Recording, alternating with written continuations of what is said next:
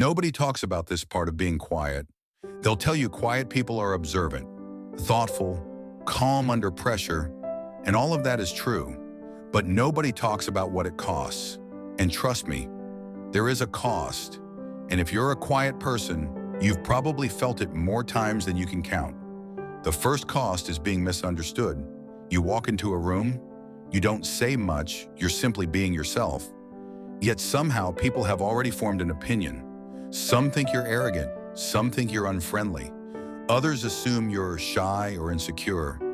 What's strange is that none of them actually know you. They're just filling in the blanks. The human mind doesn't like uncertainty.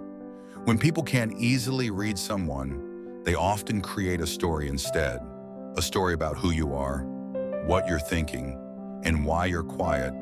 And most of the time, that story has very little to do with reality. That's one of the hidden costs of being quiet. Not what you said, but what people assumed before you ever had the chance to speak. But as frustrating as that is, it's not the hardest part. The second cost is being overlooked. You're in a conversation. You have something valuable to say. Maybe you even understand the situation better than anyone else in the room, but someone louder speaks first. They get noticed, they get remembered. Sometimes they even get credit for ideas similar to yours. Not because they're smarter, not because they're more capable, but because visibility often gets rewarded before wisdom does. And after a while, that becomes exhausting. That's when you realize something important. Being valuable and being visible are not the same thing, but the deepest cost isn't misunderstanding, and it isn't being overlooked. The deepest cost is something much more personal. A lot of quiet people learn to carry things alone. When something hurts, they stay silent. When they're struggling, they deal with it privately. When life becomes overwhelming, they keep moving and tell nobody. At first, it feels like strength, and sometimes it is.